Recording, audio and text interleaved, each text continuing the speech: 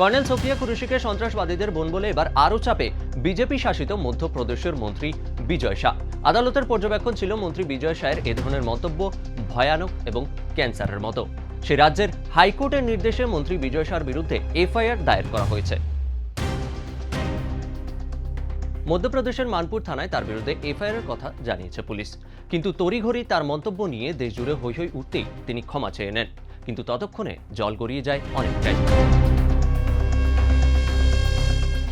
Sophia बहन हमारी सगी बहन से बड़ी है, जिन्होंने राष्ट्र धर्म निभाते हुए जाति समाज से ऊपर जाके उन लोगों से बदला लिया। वो बहन हमारी सगी बहन से महत्वपूर्ण है और मेरा ना तो ऐसा कोई मन था ना इच्छा थी, और उसके बावजूद अगर जोश में कोई बात निकल गई हो और किसी को बुरी लगी हो तो मेरा ना उद्देश्य था। फिर भी अगर किसी को लगी हो तो मैं दिल से एक बार नहीं 10 बार माफी मांगता हूं।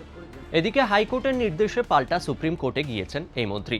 সুপ্রিম কোর্টে কি তিনি স্বস্তি পাবেন? এখন সব নজর সেই দিকেই। এ ধরনের গুরুত্বপূর্ণ আপডেট ও খবর পেতে চোখ রাখুন এই সময় অনলাইনের সোশ্যাল মিডিয়ায়। ডাউনলোড করুন এই সময় অ্যাপ iOS ও অ্যান্ড্রয়েডের জন্য।